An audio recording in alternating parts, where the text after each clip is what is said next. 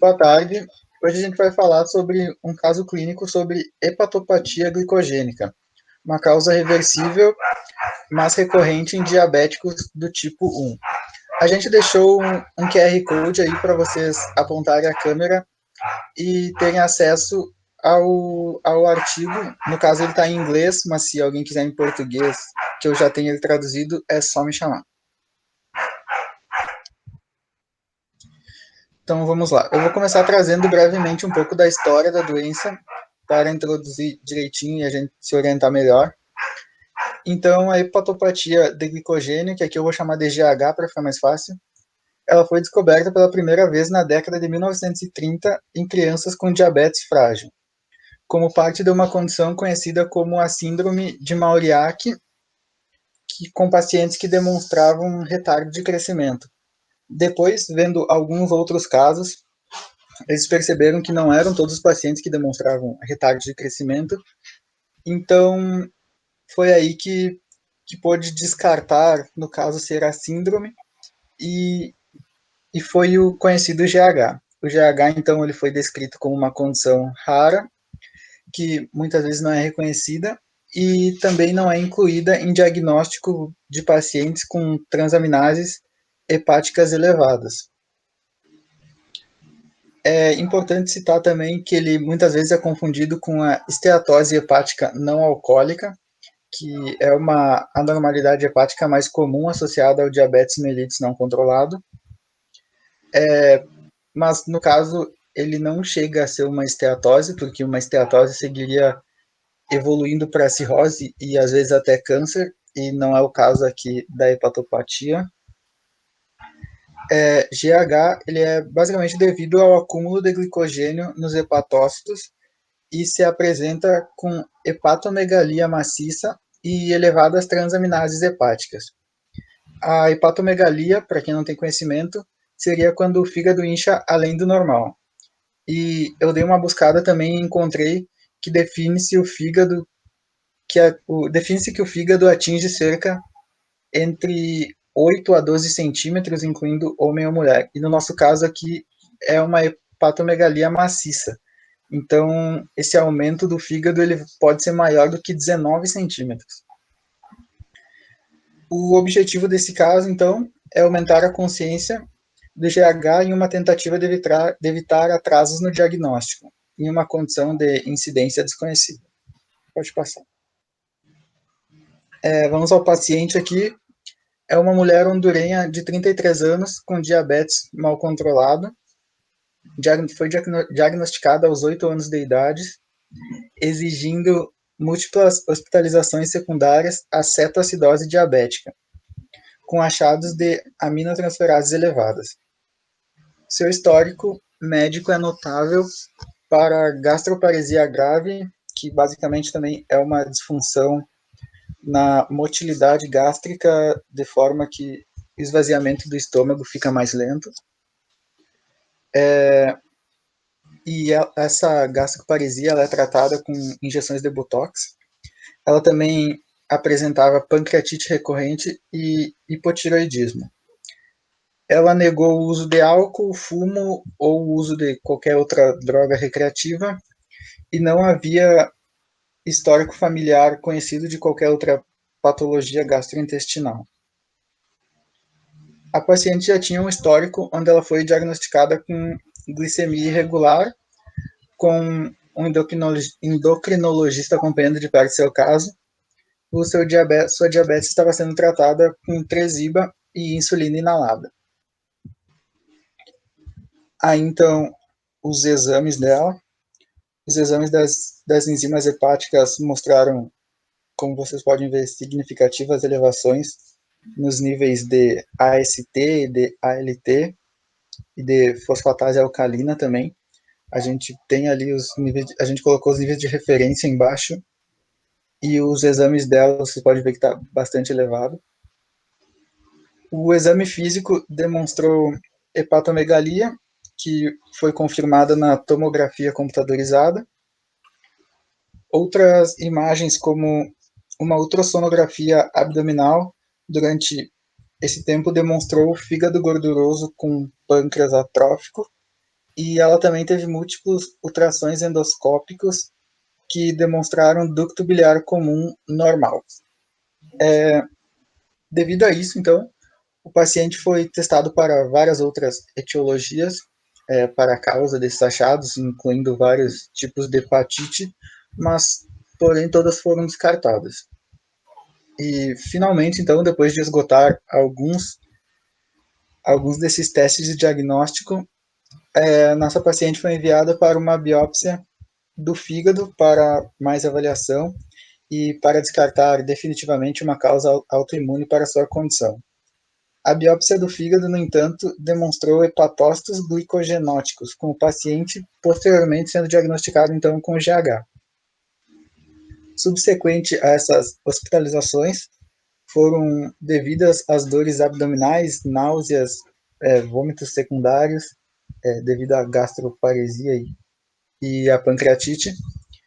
Ela continua a receber as injeções de Botox para tratar da gastroparesia e bloqueio do plexo cilíaco para o alívio da dor devido à pancreatite. Os seus níveis de glicose no sangue permaneceram melhor controlados durante algumas internações posteriores e também com episódios hipoglicêmicos menos frequentes. Bom, então falar um pouco sobre a fisiopatologia, né, da doença hepatopatia glicogênica. Inicialmente, só relembrando um pouco que a síntese de glicogênio ela vai ocorrer somente quando os níveis de glicose no sangue estão elevados, vai servir como uma forma de armazenamento nos principais sítios de armazenamento de glicogênio, que são o músculo e também o fígado. No nosso caso aqui, no fígado, especificamente. Então, a síntese e a degradação do glicogênio, elas vão estar diretamente relacionadas à ação de duas enzimas, a glicogênio sintetase ou sintase, que é responsável pela síntese, e a glicogênio fosforilase, que é responsável pela degradação. E já a regulação dessas duas enzimas se dá pelos hormônios. A insulina regula, então, a síntese e o glucagon regula a degradação do glicogênio. Ocorre um equilíbrio entre a glicose extra e intrahepática nos hepatócitos devido ao transportador GLUT2, que é o principal transportador hepático de glicose.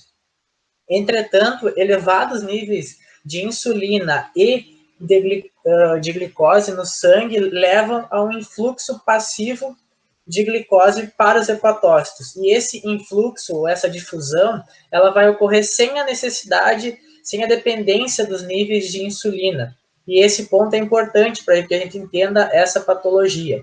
Isso porque a glicose ela migra então do sangue para a célula, enquanto a insulina que está sendo administrada exogenamente no tratamento da diabetes mellitus tipo 1, ela em certa quantidade também adentra os hepatócitos e o restante inibe a entrada da epinefrina e do glucagon, que são dois hormônios que adentram aos hepatócitos via CAMP e são hormônios que devem estar presentes nessa célula para que ocorra a atividade da fosforilase quinase, que é a responsável por ativar a glicogênio fosforilase, que é, então, quem desempenha o papel de degradação do glicogênio. Uma vez, então, que o hormônio, a epinefrina e o glucagon não entram na célula, inviabiliza esse mecanismo de degradação. Então, apenas a síntese do glicogênio que está ocorrendo nesse hepatócito, né, nessa célula. Então, a glicose, ela adentrou em grande quantidade, ela é primeiramente fosforilada pela glicoquinase, se transforma, então, em glicose 6-fosfato, essa tem ação da glicogênio sintase, que transforma, então, essa glicose 6-fosfato em glicogênio armazenado na fórmula de grânulos. Então, a gente consegue aqui confirmar que a hipoglicemia vinculada a uma diabetes mellitus mal controlada, junto com a terapia insulínica, que é bem agressiva no tipo 1, são os fatores que impulsionam o desenvolvimento dessa condição, uma vez em que a glicose vai migrar do sangue para a célula, causando, então, uma hipoglicemia aparente no sangue. Agora, aqui a gente traz dois estudos que são complementares, falando um pouco sobre a histologia, então, dessa condição. Aqui no primeiro estudo, nós temos nessa figura 1, que a gente observa edemas citoplasmáticos e também uma aparência pálida nesse tecido hepático, além dos núcleos glicogenizados, que ficam mais claros aqui, com a aplicação da coloração de Schiff, que é um teste específico para que a gente possa observar esses núcleos glicogenizados. E, além disso, aqui no estudo 2, dois pacientes foram, então, submetidos a um transplante de pâncreas e foi observado a comprovação da reversão completa da hepatopatia de glicogênio. Isso porque a gente consegue observar nas figuras A e B o tecido hepático pré-transplante, pálido, com os núcleos de glicogênio, e nas figuras C e D, essa estrutura um pouco mais corada, né, e sem essa presença, então, dos núcleos glicogenizados. Esse procedimento de transplante ele foi realizado em pessoas com complicações secundárias graves da diabetes, que incluem a insuficiência renal. Embora a nossa paciente aqui ela não tenha essa insuficiência renal, ela tem uma gastroparesia grave que é tratada principalmente com injeções frequentes de Botox. Essas injeções são endoscópicas, então essa paciente pode vir a ser uma candidata a um transplante pancreático. Então, o desafio de distinguir a hepatopatia glicogênica com uma esteatose hepática, ela vai passar muito pelos testes de imagem. Então, uma tomografia computadorizada do abdômen pode ser capaz de fornecer algumas pistas para que a gente consiga, então, diagnosticar diferencialmente, né, uma da outra. O fígado ele vai aparentar ser um pouco mais denso e, portanto, ele vai ter um aspecto mais brilhante nos pacientes que têm a hepatopatia glicogênica, comparado com aqueles que têm a esteatose hepática não alcoólica. E embora esse mecanismo da condição ainda esteja sendo estudado, é uma condição rara, né, de armazenamento de glicogênio, a única coisa que a gente pode confirmar é que o tratamento ele consiste no controle glicêmico mais rígido e as alterações perceptíveis de melhora são observadas a partir de 2 semanas até 14 semanas pós-controle, então, glicêmico um pouco mais rígido. Então, só para concluir aqui, como eu já tinha comentado, o Manu também chegou a comentar, embora a condição exista desde a década de 1930, como eu falei, ainda há uma escassez de conhecimento sobre a fisiopatologia, prevalência, características e fatores de riscos envolvidos. Esse caso demonstra a importância da manutenção da hepatopatia glicogênica nas possibilidades de diagnóstico clínico em pacientes com elevações nos níveis das enzimas hepáticas, em especial em pacientes com diabetes mellitus tipo 1. Então, obrigado pela atenção e se tiver alguma dúvida, alguma pergunta, a gente vai estar disponível para responder.